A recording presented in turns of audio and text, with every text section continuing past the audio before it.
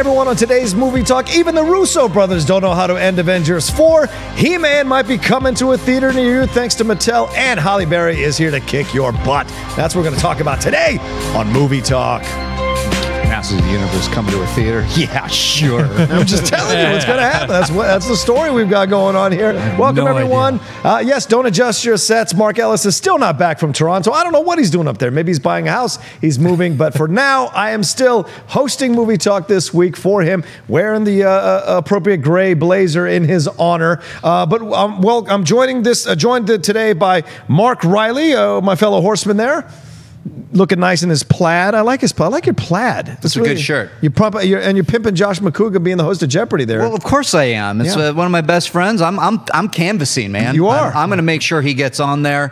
Felt bad for Josh McCouga. Had to miss the Jeopardy premiere last night. I heard that. I saw that on his Twitter. I saw that video, and Julie was sitting next to me and goes, "Is he really upset?" And I go, "Yeah, but also for laughs." Yeah, of course. Josh does. He's a very funny guy. Yeah. And speaking of very funny guys, Dennis Tzeng is here with us as well. Hey, Dennis, good to see you. Good to see you guys as well. Yeah, we did our Collider MMA takedown last night. The episode just dropped this morning. We talked all things MMA, UFC 228, that kind of stuff. Yeah. Dennis joined us on Rule of Two. I know. Today, just out of. I'm just popping on every show now. Out of the blue, which I forgot to mention. Yeah, hey. Rule of Two, the new episode drops tomorrow, and Dennis Tzeng joins us. It becomes a Rule of Three for one episode. Easy. There's already one guy who pops up on every show. Yeah. Easy.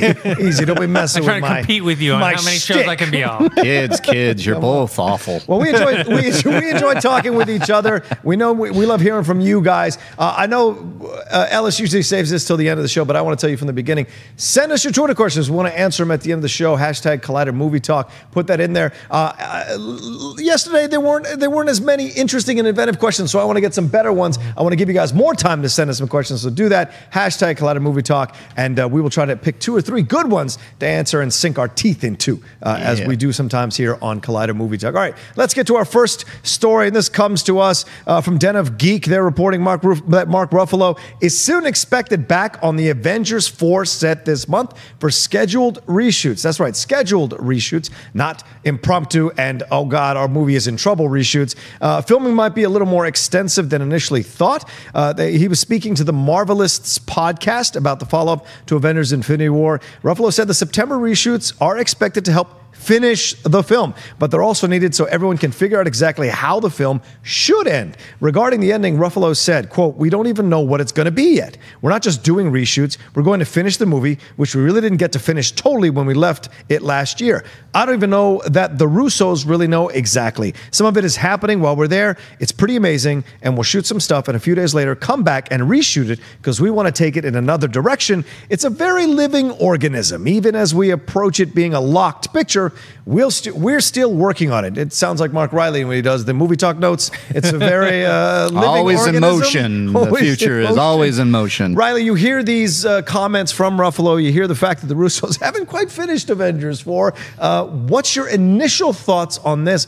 Does it unsettle you, or do you think this is a good thing? I love this. Yeah? Yeah, I really love this because, one, I think that he mentions how they'll shoot something and then they'll come back and shoot it again, and it can change, and it's kind of organic. It makes me feel like, one, there's only 2 people in this world, maybe probably 3, that knows the actual ending to Avengers 4, and that's the Russo brothers and Kevin Feige. I think everybody else is in the dark, and I think what they're saying is, what Ruffalo is saying, is that they know they might shoot some things. It might not work on set, so they might come back and reshoot it and kind of just massage it into the ending that we'll ultimately get. And for rightly so, this is going to be the biggest movie of our time for a lot of people. I think this is the one. I think Infinity War, sure, everybody was waiting for that because it's the culmination of the MCU, so to speak. We got the Infinity Gauntlet, we got Thanos, has been teased for many movies. This one, though, is like, how do they wrap it up? How are they going to allegedly bring people back, or how are they going to find them, or time travel? What do we have here? I don't know yet, but I think that this is smart. It keeps things under the vest, and I think it gives the Russo brothers a chance to really do something that sounds very independent for a big studio movie, which is have fun, do some takes, figure out what they want to do. I don't know how they could do it though with big effects needed. I don't know, but it doesn't scare me. I mean, this is something that the Russo brothers now, for me, are 3 for 3, and they're going to be they could very well be 4 for 4. Winter Soldier, Civil War, Infinity War, and now Avengers 4. This is phenomenal. I think it's great. I'm very interested to see what this process, what it can bear as far as fruit for us, the fans of the MCU. Well, Ruffalo and Tom Holland are two of the people who sometimes their mouths get a little ahead of their brains, and they reveal certain things about plot details in films. Him being really honest about how the ending is still kind of being worked out, as he said, quote, a living organism. Dennis, you have to factor in the stuff that happened with James Gunn, with Batista, with what some of the Guardians of the Galaxy people are saying. Is this a factor in this situation? Are they kind of making adjustments to the ending because they think some people might actually not be coming back to the MCU, or they're changing the ending maybe because of how people reacted to Avengers Infinity War? What's your thoughts on that? Well, if they are changing it, I'm not as optimistic as Reilly over there. No, I'm not. If either, Ruffalo's joking, or he just doesn't know the whole story. And Kevin Feige, like you said, Kevin Feige and the Russo brothers know the ending, because I've harped on Lucasfilm this whole time about doing the whole sequel trilogy. I'm not a sequels hater like some people are. I didn't hate Last Jedi. I enjoyed it. I liked Force Awakens. But my big problem was that they did not have a plan in place for the 3 movies. Yeah. And I don't like hearing that there's no ending, there's no planned ending. Now, if Kevin Feige and the Russo brothers are keeping it close to the vest, and they already know what they're planning, and they just don't want to tell anyone, that's fine. If the actors don't know, that's fine. Somebody has to know. Yeah. Somebody better know. Well, because otherwise there's but the way he's like, I don't even know if the Russo, I don't know if he's joking there or not. He says, I don't even know that the Russos really know. Exactly. I think they absolutely know, and that there's a guidepost there that they know this is the ending, but that the point for me was always that maybe they can go in and film it like they did with some of the stuff in Infinity War and see how if they need to change it. But I'm with you, Dennis. I'm not, but I'm definitely not worried. They have to know the end of this. They have to. Yeah, I hope so. I mean, because otherwise, it's a situation where it's like, okay, they're gonna kind of figure it out. You don't do that with such a big property, and that's why I'm just thinking maybe Mark Ruffalo is just talking out of turn. He's not really telling the whole story, that he's just telling it from his side. He doesn't know what's going on. Maybe the other actors don't know. As long as those 3 people know, I'm good. Yeah. But if he's telling me that those 3 don't know what's going on, that's a problem. Yeah. Right. Well, and you look at this, right? We what I mentioned earlier, Guardians of the Galaxy, stuff with Batista, stuff with some of them sign that letter, then the James Gunn thing, that's put to bed now. But there's still ill feelings possibly roaming around there. How many people want to come back from the Guardians of the Galaxy universe to be part of the MCU again, considering how things went down? Certainly Dave Bautista's been the most vocal one, but then you got to look at how Ant-Man and the Wasp played out. What did the fans react to? What they liked, what they didn't like, and now you throwing in Captain Marvel. Now, Captain Marvel is being currently shot. The script, I'm sure, was reworked or changed. It happens on films. Yeah. Scenes change, things adjust, so maybe they adjusted some things, and in them adjusting some things, it affected what they were going to do in Avengers 4. So this makes sense to me. That's a bit of a bit of an organic thing, but I agree with both of you. There better be a ending already mapped out. How you get there, maybe you can adjust, but the ending better be very clear to everyone involved, so that you're not, and as an actor, you're not acting a scene in a certain way that is incongruent with what the overall vibe and atmosphere of where you're trying to get to with that ending is, don't you think? Yeah, I think so. I think you're absolutely right, and I think they would give the actors. I mean, I think there was a report that was out there after Infinity War that they didn't get the information until they got in the van to be brought to set. Right. So they get that information. I think that's what he's alluding to. But then again, we played this clip today on Collider Live this morning. If you guys want to go check it out, it's Ruffalo basically spilling the beans of the Infinity War. With Don Cheadle sitting next to him during Good Morning America. And he's like, oh man, everybody dies. And Don Cheadle goes, dude. And it's like this. And Ruffalo's face is like, oh, can we turn that back? And I'm just like, oh my God, dude, that's hysterical. So I don't think we're in a similar situation here. Yeah. I think when he says, I don't think the Russos even know, I think that's like a letting off steam kind of like, joking in jest kind of thing. I hope so too. I haven't heard this clip yet. But then why would the Russo brothers tell Mark Ruffalo, who spoiled the ending of Infinity War, that, hey, dude, don't tell anybody, but we don't know the end of Avengers 4. You don't come back, Mark. I don't think that would ever happen. But then again, you don't know what he's saying here. It's just an interesting take. That's why we're covering it here. Well, one of our favorite shows, Dennis, is Deadwood. And David Milch was on set in that last season. Yeah. If you watch any of those behind-the-scene videos from Deadwood, which is incredibly frustrating for an actor to watch someone like David Milch composing scenes impromptu on the set, having an assistant write down the dialogue and then handing them off to them, having them the actors go off for maybe 5, 10, 20 minutes, memorize the lines, come back on the set and shoot the scene with 1 or 2 takes. And when Ruffalo says, and we'll shoot some stuff and a few days later come back and reshoot it because we want to take it in another direction. That to me is like, is this a college production? Like, this is what is happening here? Because you, as an actor, you have to value your time. 37 actors, 52. I don't know how many of these guys are all coming back. All of them. How the schedules are going to work out? You know what I'm saying? I don't think you can be as open to let them just come back. Oh, we'll reshoot it. We're going to do it this way now. Well, that's a great point too. Like, this is a choose your own adventure book. Is because what you also have huge effects work. So depending on the climax, depending on if it's more intimate, like hey, we don't have to do it green screen effects. It's like the nitty-gritty ending, the finale, not the finale, but maybe the epilogue or whatever it may be. I don't know. It's dangerous to assume that they would not have that. Right. And it would be dangerous to assume as well for a studio like Disney or even Marvel to say, oh, sure, Russo brothers, you can go shoot whatever you want. Right. Because it's so tight. It's like you got to set your watch to these things. Right. So I think what I'm taking from it, again, is optimism, sure. But it's like that they have some wiggle room to really give a satisfying ending, and that they can work on organically, which is what he's referring to. At least that's what I hope. But I can get it. I can get the being like, well, wait a minute. What is he saying? I'm fine with them. Like, okay, you want to take a certain scene a different way, or maybe you want to change. I'm saying the overall story. They should have that plot out. They should know what's going to happen. If they want to change some things along the way, or maybe a certain performance isn't working, or a certain scene, that's normal. What I'm saying is, the way that he's making it sounds like, well, we'll figure it out when we get there. And it's so much fun. It's so much fun. That's what I'm a little more scared of. I know. It's like, you know what? I'm going to wipe out half of the universe and basically paint myself into a corner as a writer and then go, I don't know, you figure it out. Right. Which is, to your point, Dennis, and we do talk about this a little bit on Rule of Two, but J.J. Abrams, for as much as, they like him more than Rian Johnson at this point, let's see what happens with episode 9. He basically said, Luke's over there on an island. Figure it out. He left. He vanished.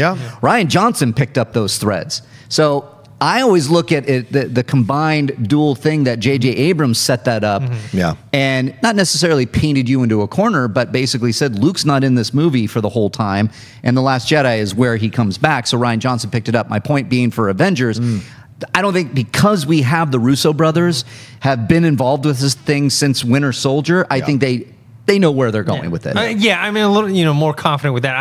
I don't want another retread of that situation. It still blows my mind that's how Star Wars was treated. Like, we're gonna do the first movie. Don't really know what's going to happen. We're just gonna pass this off to you, and then you take it over. This is not a baton contest. And then they were handing it to Trevorrow, who had his own idea. It still blows my mind that a multi-billion-dollar franchise is treated that way. I think that's a very great point you make, Dennis. I'm assuming that maybe Mark Ruffalo is just kind of joking, or doesn't know all the facts or something like that. Well, and I would counter and add that 2 other people know the ending. Marcus and McFeely, I would imagine. Marcus. So 5 people. Counted 5 people. 5 people. The Spanish That's Inquisition. Fine. 5. That's fine. And changing up stuff. And Robert Downey Jr. Maybe Robert Downey face Jr. of it. 6. Well, Chris Evans. Chris probably Evans. And Bob Iger. Chris Hemsworth. And Bob Iger. Well, Bob Iger knows. Okay. Okay. But don't tell J.J. Don't tell anybody else. All right, let's move on to our next thing. Mattel is launching a film division. That's right. Those toys you used to play with the red award symbol and the red thing and the Mattel thing, they are becoming a film division. This is according to Variety. They are creating something called Mattel Films. It's a new division for producing motion pictures based on their toy properties. Robbie Brenner, producer of Dallas Buyers Club, a fantastic film, has been appointed to lead as executive producer.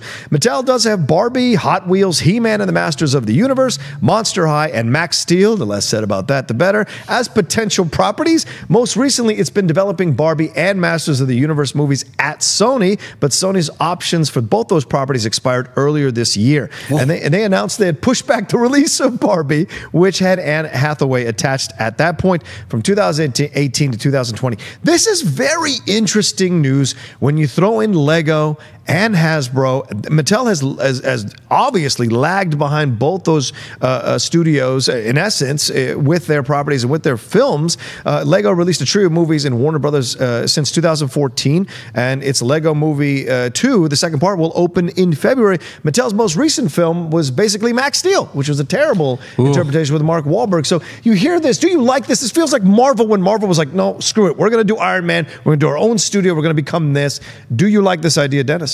Do I like it in theory? Sure, but I don't know so much in practice. I mean, because Mattel, it's not just like in movie making they lag behind. I remember when I was a kid, Mattel was, them and Hasbro were like on equal footing. Now, not so much. You have Hasbro and other toy products, and then Mattel still has Barbie, which is huge. They have Hot Wheels, and He-Man is not as big as it used to be. So they've lagged behind in that department as well. And it's just a question of whether they are going to take the proper time and resources. I mean, the He-Man thing, man, how long have we been hearing about a He-Man movie for forever? Are they going to do it right? Who knows? Are they going to take the Barbie property and do that right?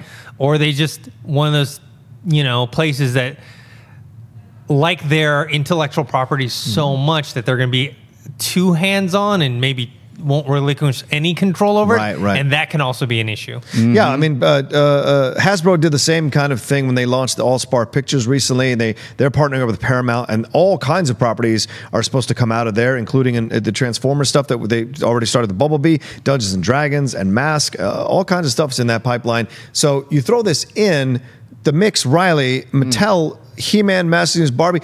First of all, are those two properties still going to get people in theaters? An Anne Hathaway Barbie? And also, this idea of, do we want to see those movies even with the initial approach or atmosphere that you were thinking you were going to go into these? Are they going to be tongue-in-cheek like 21 Jump Street, He-Man and Masters of the Universe, or is it going to be an actual legitimate hardcore remake of that movie? Well, it's interesting. Always read to the end of any kind of sourcing and material because I had no idea that the options were no longer with Sony. You're right.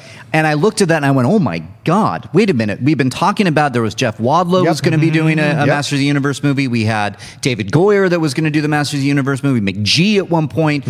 And so obviously that's not happening. The Barbie thing, again, we had Amy Schumer that was going to do it. She dropped out. Then we have Anne Hathaway. It got moved to 2020. Now TBD. I don't know if Mattel is going to, where are they going to land studio-wise? So we have AllSpark at Paramount. Obviously, Marvel, Star Wars is at Disney. Do they re-up with Sony? TBD. I can't believe I can actually speak on this because when I worked on the Masters of the Universe movie with Christian at Joel Silver Pictures, they literally signed off on our treatment. Joel Silver said, we're going to do this treatment. And it was Lord of the Rings meets Star Wars. It was serious. It was a fantasy movie. There was great action. We took it seriously. And Mattel passed on the treatment. And they wanted something a little bit more, I don't know. And that worries me. That worries me because it was coming off of a time when John Woo was going to direct this movie. And Christian Harloff got the script and sent it to me so we can do something better. And this was sanctioned by Mattel at that time. But the studio dropped out for whatever reason, rightly so, because at one point, He-Man asked somebody if they're high. You know, He-Man wanted to go get a burger. What? And we're That's reading the script. at that point. Yes, we're reading this script going, wait a minute. You're not getting, I think, the idea. The Masters of the Universe, for as cheesy as it is in the cartoon series, it was also very, they took it very seriously in the mythology, and we created that mythology around it. So when we got passed on for doing something where it's a very straightforward, mythology-driven movie with serious stakes, with serious kind of action, and they passed on that, it worries me. I don't know if there's still any higher-ups. There was many, many years ago. The Dallas Buyers Club executive producer gives me a little bit of hope because they know how to make a good movie, and that's what you need to do. I think you need to look at that mythology, especially Masters of the Universe, which we're going to bring this up tomorrow on Collider Live. This is good synergy here because it's going to be a topic tomorrow on the live show tomorrow at 10 a.m. live. How to do it. I think that I think you could argue, I know we have some Transformers people here and also some allies over here on my left, that the Transformers movies, I thought when a Transformers lifts his leg and pees on somebody, I don't want that. I agree. That was too far. I don't think there's disagree. a little bit of, but the movie, the Transformers 1984 animated movie, was very real, was very straightforward. I mean, Optimus Prime dies, and it scarred my childhood for years. Spoiler alert for a 25, 30-year-old movie. I'm sure I'm going to get yelled on Twitter. Fine. Well, guess what? He comes back. So whatever. Oh, spoiler alert. Yeah, spoiler alert for that. But it was taken seriously, and I think that there are certain projects that you can do that are serious and or need some tongue-in-cheek.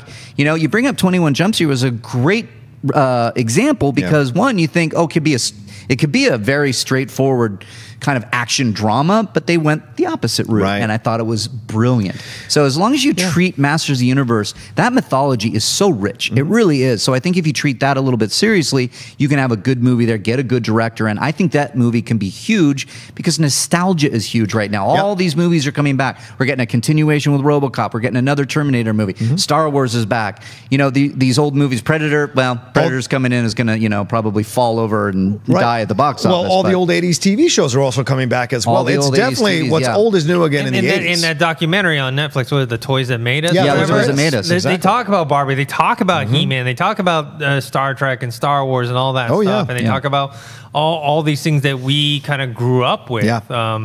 Transformers, the movie, the animated one. I think they're having a re-release. Yeah, they're doing a re-release. I think at the end of this month. Well, the question for you, Dennis, is this: what studio do you think Mattel would be wise to attach themselves to? Because you see what Hasbro did with Paramount. Do they go the Disney route with MCU? Put essentially He-Man and the Masters of the Universe in the hands of the MCU people, in the hands of people over there at Disney. It'd be smart to do, but they probably won't because they probably have less control over it. So you have that, and then you have Legos with WB. Yeah. So you don't really have that many. Sony is one of the few options that you have. But that's not like Sony has a great track record with franchises either. That Spider-Man thing, they've blown twice. And that's the thing that's getting really kind of a little bit scary in our industry now. The fact that Fox is going to be purchased by Disney. So one studio is off the map. It's 40% of production. Exactly. So now what do we have? Universal. Yeah. We have Paramount. You have Sony. Hey, Paramount could use some hits. Paramount, obviously, besides the Mission Impossible franchise, they could use some hits. And I don't know if there's a conflict of interest there with AllSpark being over there at Paramount. That's true. Because they have their toy lines, which, it's interesting. I think Sony could work. Universal could work. Universal works. And Warner Brothers could work, too. I don't know what... Well, they have Lego. They have Lego. That's right. So... TBD. I don't know what they're going to do, but I urge anybody because of my love for Masters, especially to take that serious. I think I think you could look at Lord of the Rings and Star Wars and see a little bit of both, and to put that together in one package and give us a little nostalgia fun. I think that would be really great. But we'll see. We don't even know what this Barbie movie. Barbie's a huge name. That's a whole other thing, Barbie. Are you going to do it straight up Barbie, that she's what she's always been, or are you going to do it tongue in cheek, that she's like out of place with the rest of the world and the way she approaches the world? Everyone else is like, no, you don't need to be this. You don't need Ken. Is it going to be that? Well, that's what they were going for with Amy Schumer, and then Anne Hathaway comes in, and so it looked like it was going to be kind of a comment on, the perfect woman, breaking out of that, especially when you have Amy Schumer. In a Barbie movie, but she got hated off the internet for being cast in that. So it's a very tricky, high wire act to figure out that property. And I don't know anybody's going to do a Barbie better than they did in Toy Story. That was genius. Michael Keaton as Ken, and give it to Pixar Barbie. then. Yeah, give it to Pixar. Ooh. Right? That's not a bad idea. Jeez. Still Disney. It's not a bad idea. Still Disney. I want to say one last thing. Brenner has an incredibly fantastic resume. She is the right person for this. And she said, quote, generations of children around the world have grown up with deep emotional connections to Mattel's brands and characters. There are so many stories to be told and so many imaginations to be captured by these iconic brands. And I look forward to working with Enon and his team to do so. So it's what you want to hear for someone who's taking over a brand that needs to catch up to Lego, and Hasbro. So, all right, let's move on. Some plugs here. As Reilly has mentioned now 4 times on the show, an all-new Collider Live dropped earlier today. And they will right? Why is that? Oh, because he's on it and produces it. They will be back tomorrow on Wednesday at 10 a.m. Very funny stuff that you guys do there at Collider Live. I drop in every once in a while. Dennis does. Reilly, of course, is always on there. We're still doing our Race to the Altar, I think. And all our coverage at TIFF. We have Perry up there. We've got Frosty up there. We've got Jeff Snyder up there. We've got Scott Mance up there. We've got Adam Chitwood, Matt Goldberg, and Mark Ellis is roaming around over there as well. I don't think he jumps in on our stuff, but he's up there. You can see all their coverage from TIFF on Collider Video and read it on Collider.com. And the Schmoedown Live. That's right. Schmoedown Live that happened over the weekend on Saturday night. The first match is just dropped today. That's me and Dan Murrell, the 2 horsemen. Reilly knows, 5 son. Oh, yeah. We're taking on Stacey Howard and Winston. We're taking on the first match in the opening round of the Schmoedown Anarchy Tag Team Tournament. Oh, nice. Kalinowski, you and your words. The final, the Inner Geekdom final, which is between Mara Nopik and the champion Jason Inman, that drops on Friday. Also, Christian Harloff's been a busy boy. He's got another one-on-one with Ken Knapsack. That's dropping today. Very funny stuff for those of you who know Ken. I'm sure you're going to enjoy that episode. I had a great time on it. And MMA Takedown, as I mentioned earlier, that dropped today. Collider's MMA Takedown. Me and Dennis Zhang and Jay Williams talking about the weekend of MMA action that happened at UFC 228, Bellator news, and some Khabib Conor McGregor stuff as well. That's on the Collider Sports YouTube channel and the Collider Sports podcast feed. Oh, and don't forget to subscribe to follow us on Twitter, Collider_sports. That has its own Twitter feed. Go and subscribe now if you're a big sports fan. All the content we do is going to drop on there as well. All right, nice. Let's move on to our third story. That is about Netflix. They're swooping in to grab the global rights to Steven Soderbergh's NBA drama High Flying Bird that stars my friend André Holland and Zazie Beetz. André and I went to college together at Florida State. Nice. I'm super happy. He just finished doing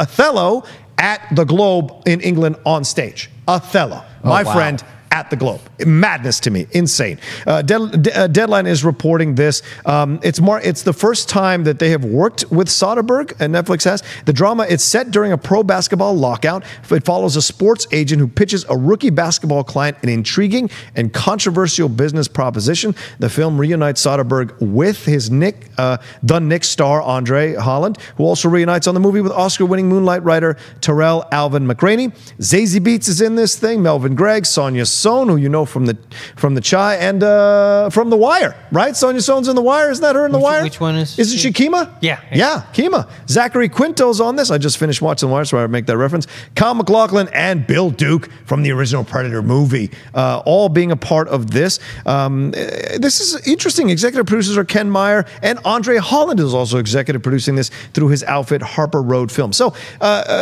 Mark Reilly, you hear this Soderbergh pairing up with Netflix for a basketball drama. This isn't Ballers. This seems like a little more of a harder edge to it, and you have André Holland being a part of it, who's now coming off Castle Rock as well, and Zazie Beetz with all the attention she got for Atlanta and for Deadpool 2. Do you like this combo? This just continues the Netflix takeover. I mean, it's just another example that they're going to pull in the top talent for everything across the board now. You always go to Martin Scorsese's The Irishman. Now we have Soderbergh there. They're having the greatest filmmakers of our time come in and work there, and it's because they're giving them the room to do what they want to do. These artists are wanting to tell certain stories now that it seems studios are afraid to take on, and so they're looking at Netflix. Netflix has that coin. They're like, oh yeah, 11 million subscribers at $10.99 a month. Yeah, we can. here's a couple $1 million. Go make your movie, and I think it's fantastic. It gives us, the audience, more content. Always the argument though is, God, I would really love it if they would do a theatrical release as well to give people that option, whether it's. We don't know. I mean, they're doing that. Netflix Roma is getting a theatrical release. Irishman's going to get. Irishman is going to get. Yes, absolutely. And I think that is going to be a new. Roma's a great example. I think we're going to start to see Netflix doing some, especially for some of these Oscar caliber talents. I think that they're going to want to start to qualify for award season. So they're going to have to do some theatrical releases. But this is a great package all across the board.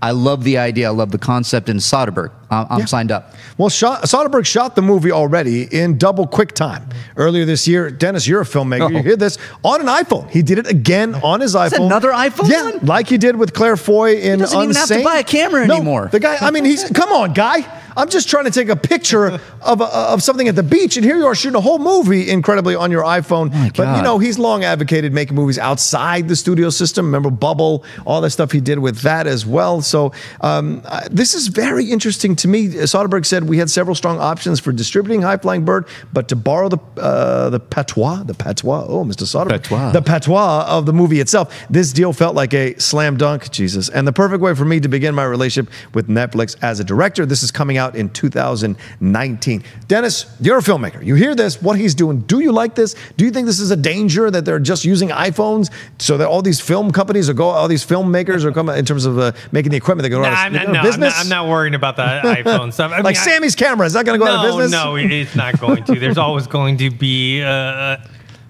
requirement, not a requirement.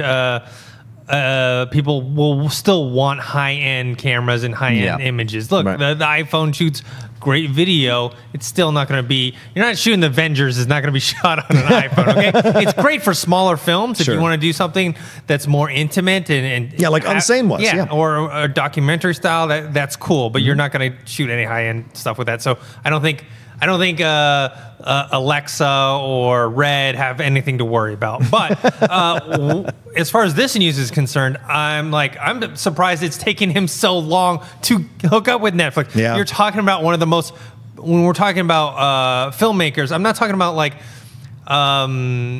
his storytelling, but I'm talking about the things that he does business-wise.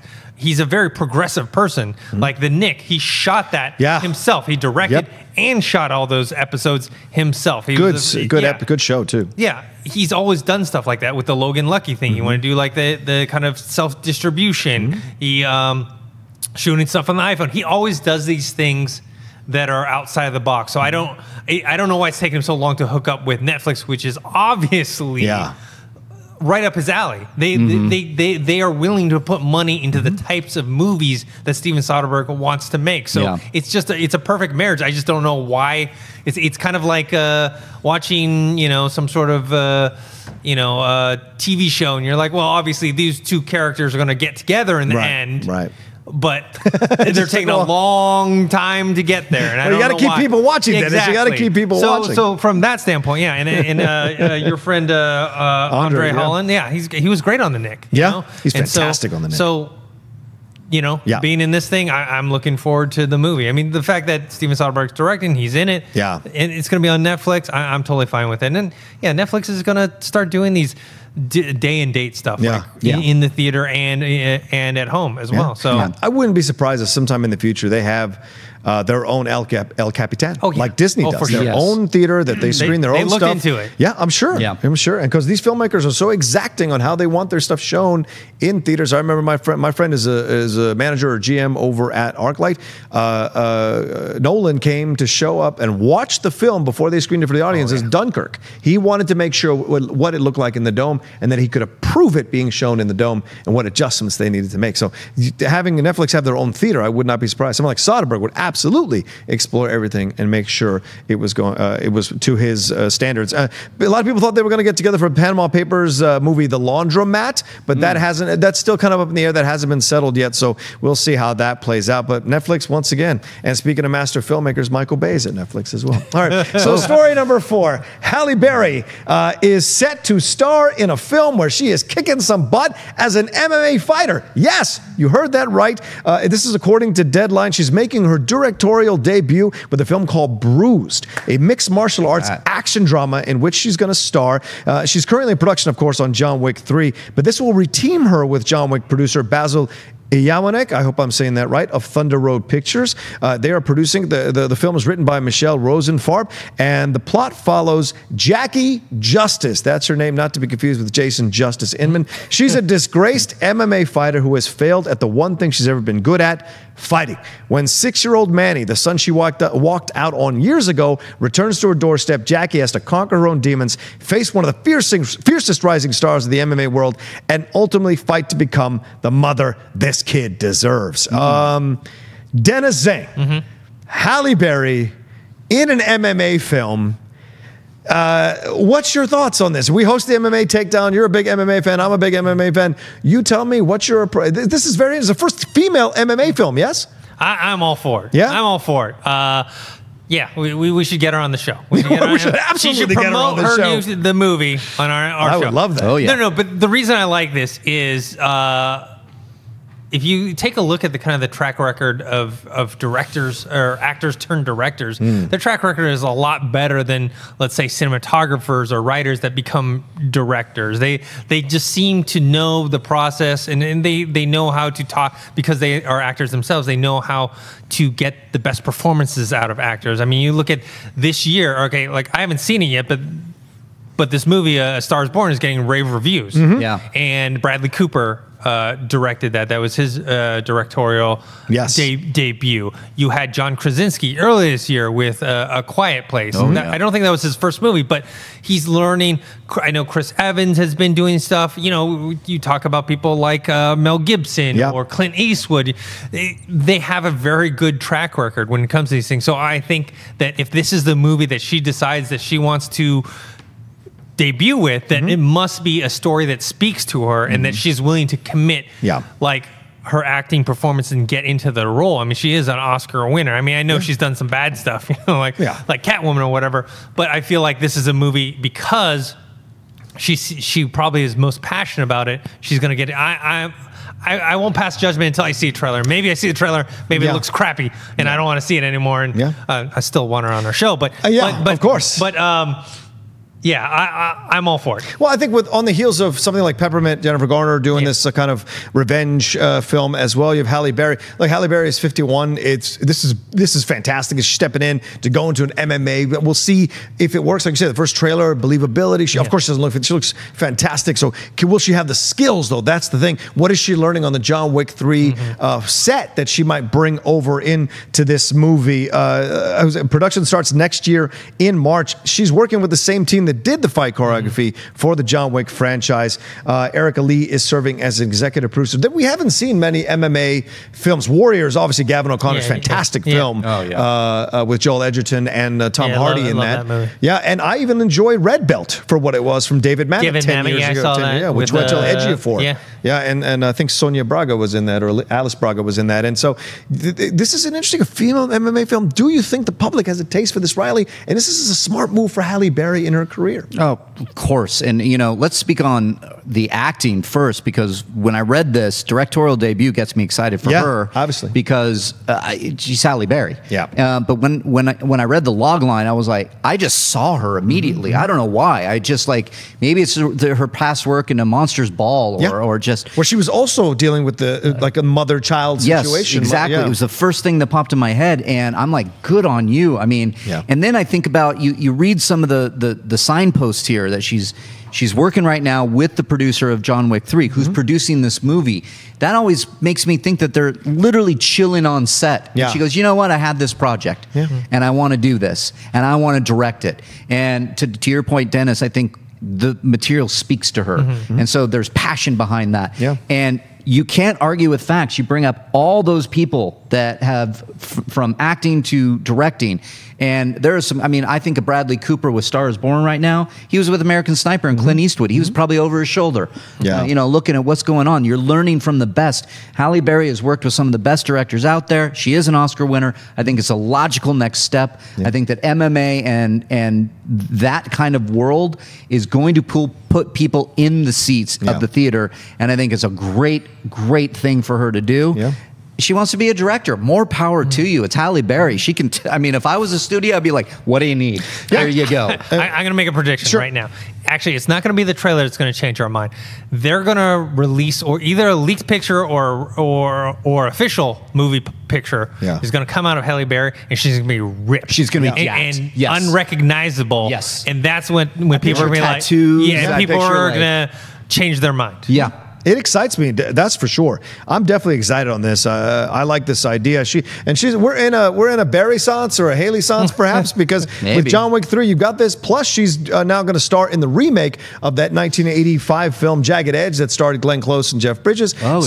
She's part of that as well. So this is fantastic to see her kind of like still working, because the big knock on Hollywood is that when women cross a certain age, actresses cross a certain age, they can't find as much work. Well, what's the way to do it? Generate it yourself, direct it yourself, do it yourself, get involved in these situations. And I love that. I think it's a good thing. Yeah. Do you? All right. Well, there's our stories for today. Let's do some plugs and then get to your Twitter questions. Look, if you want to send us Twitter questions right now at the last minute, do it. Put the hashtag Collider Movie Talk. If it's good and I find it, we'll do it on the show. We're going to try to answer 2 or 3 of them, see what we can get to. But I want to remind you again, tomorrow, Collider Live at 10 a.m. Christian Harloff and the crew. Josh Pakuga. Is Roxy Stryer on tomorrow? Roxy Stryer's on. Roxy Stryer back. Mark Reilly, Cobster, Cody, Sheridan, Beardo, all those guys in there doing their thing for 2 hours. Remember to watch live at 10 a.m. Pacific Standard Time tomorrow.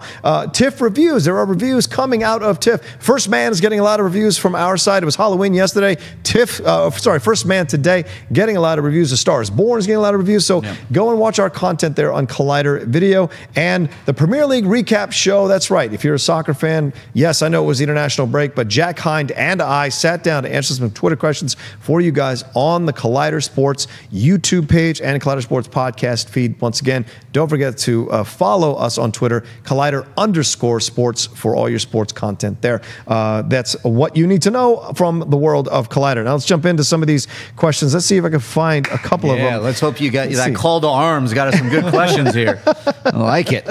All right, this one. Okay, I like this. This is from Steve Stark at Tony Rogers 2099. He asks, if you could be on any film set in movie history, what would it be and why? Thank you. Keep up the great work. God, yes. Jaws. Yeah? Jaws, really? Oh, of course. Even when the Bruce was breaking down, I want to see it all. Shark to work? I want to see it all. I want to see drunk Robert Shaw coming up with the Indianapolis speech. Yes. I want to see the shark not working. I want to see them do the guy Alan Alves, Joe Alves. Sorry. Yeah. Does the shark work? Yes, it works. Does it work? Great. Does it work in salt water? Yes. And they put that son of a bitch in the water in Nantucket Sound, and it sank to the bottom of the ocean in Martha's Vineyard. I want to see that. I want to see Richard Dreyfuss sitting on the side of the ocean going, the shark isn't working. The shark isn't working. I want to see that nonsense.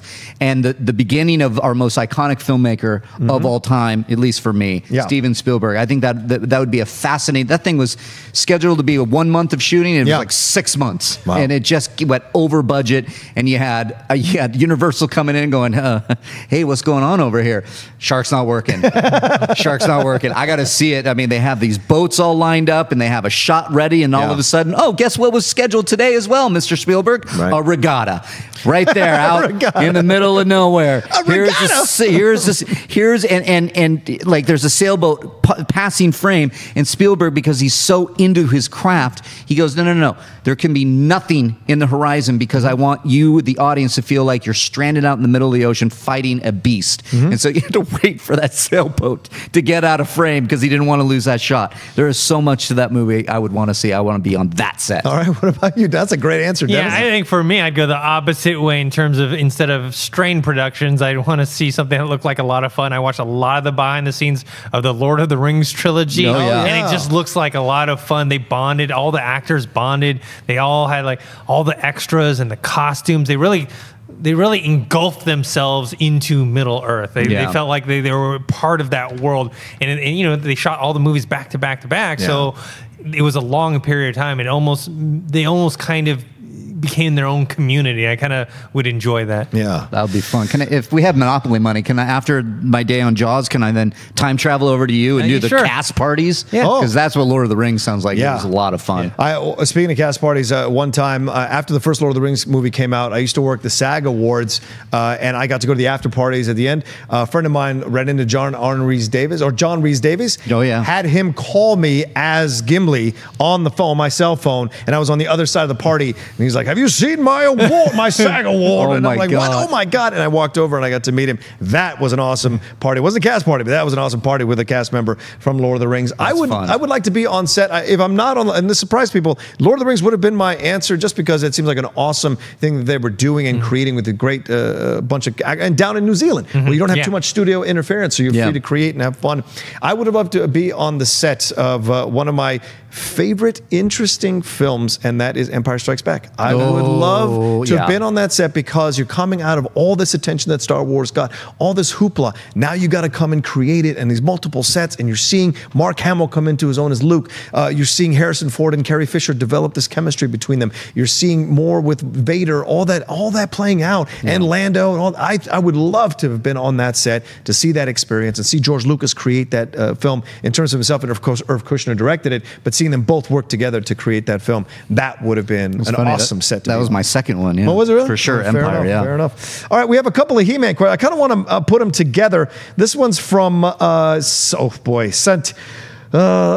it? Okay, this is from Dale White at Dale White 71-129. Thinking He-Man, I noticed Dolph Lundgren will be in both Creed 2 and Aquaman. I know Lundgren is not everyone's favorite, but what's your favorite Dolph Lundgren role? Oh. Giving Dolph a little shout out. Yeah, well, Ivan Drago, of course. Okay, Dennis? Yeah, Ivan Drago. Though I think his character was very interesting in Expendables. Even though I didn't love all of the movies, he played a very interesting character because he played against his type, right? Instead of like this dumb, brooded, guy, big, meathead. Yeah. He was like this very intelligent guy, but he was also kind of very, very villainous, but like in a different way than Ivan Drago. He always felt to me like Telly Savalas in The Dirty Dozen. He was an unstable factor to have in your crew, and you had to control him because he wanted to knife everybody to death all the time. And Dolph Lundgren is an MIT graduate. He comes from a family of MIT graduates, a very intelligent man all around. Just happened to choose acting because of his size and his look. The second one here has come from Debbie Schechter. Oh, by the way, Drago is my choice. Yeah, if Masters, and this is from Debbie Schechter at @lowhud_Debbie, if Masters of the Universe does happen, how would you include Adam's twin Adora? Would you bring in She-Ra too? Adam's twin? Yeah. Oh, you mean Adam He-Man? Yeah. Oh, well, I know. See, okay. We talked about that in the development, and it was always CGI. Okay. It was CGI, the actor, but you would want to get like, I'm sorry, I know we have him as Thor. Right. But the person that could really play Adam and He-Man would be Chris Hemsworth. Yeah. Because of his humor that he brought. When I see him in Vacation, he's the best part of that reboot. When I see him in Ghostbusters, he's the best part of that. Right. He has some sensibilities that I would cast him in a second as He-Man, although that would never happen because he's Thor. Yeah. Maybe. I don't know. But I think you would cast an actor that can play both, but also look the part. Yeah. And then maybe you can do some enhancements with either some mocap or some, I don't know, depending on how you make your He-Man. That's going to be a tough casting thing, but that would be my choice. They're saying casting Adam. Yeah. How would you make it work in the plot, and would you bring in She-Ra? She-Ra, I'd be She-Ra, and by the way, She-Ra in for the sequel. I think you have She-Ra make an appearance, maybe in the post credits or something, so you tease a sequel. Yes. Maybe a reference to her or something like that. I would not bring her in the first one because you already got a lot to deal with. Right. Prince Adam, honestly, if you're gonna do the turn, I would do a different actor. Yeah? I would do it. And because in the It's a Billy Batson situation. Yeah, something like that. Because like in the cartoon, right? It's like. It's worse. You're like, that's Prince Adam and that's He-Man. They're the exact same build, the exact same haircut, the exact same voice. Like He-Man gets a little tanner. Yeah, like that's it. Like and no one knows that's him. Right. So I would do it where it's more believable, where it is someone that maybe has a physical resemblance to him, but is a scrawnier version. Not scrawny is the right word, but a normal sized person. Then get someone that's buff. Okay. Yeah. I want to ask this last question. Everybody knows today is September 11th. This is from Jonathan Caro at John Caro 04. It is the 17th anniversary of that tragic day in 9/11. So my question is, what is your favorite New York movie? Oh, Can I go first here? Yeah. Yeah, go When Harry Met Sally. That is my absolutely favorite New York movie. That was mine. Manhattan used to be, but for other reasons, I've pushed that out. When Harry Met Sally is absolutely a quintessential, fantastic New York movie. It really brings the city to life. All the different locales that they shoot in, the progression of their relationship, mirroring the progression of the city and the things that they enjoy doing. And there's something about that city that it's magic that is captured so well and so I don't know, just so beautifully in When Harry Met Sally. Rob Reiner did a fantastic job on that film. That's certainly New York. What about you, Riley? Yeah, that was mine. That was the one really? that popped right in my head. We were talking on Mailbag, our favorite kind of like comfort food movies. When Harry Met Sally is one. I mean, the third main character of that movie is New York. Absolutely. It's like everywhere they go, there is something magical, to your point, about that movie. It's as much a character as Harry and Sally. Yeah. But I'll throw one out there, Ghostbusters. I love New York with Ghostbusters because you get Chinatown, they're running around there. You get, the hotels that they're in. You get, classic Ghostbusters humor. It's great. The original Ghostbusters, New York. Yeah. What about you, Dennis? Oh man, this one's a tough one. I'm trying to think of all the different movies that have been set there. I know. I mean, When Harry Met Sally is a good one as Classic. well. Ghostbusters as well. Oh man. Taxi Driver. Taxi Driver. West Side Story is my second choice. I love West Side Story. I love West Side Story. Here we go, Dennis. The Warriors. That's perfect for you. The Warriors. Come on. I know one, but it's the problem. No. The problem is it's not modern New York. It's Gangs of New York. There you go. Well, it counts as New York. Yeah. It just doesn't tell you about today's New York. So. Doesn't it? Well, it does in some ways, but what I mean is you're not talking about the subway system or walking down an alley or whatever or the food.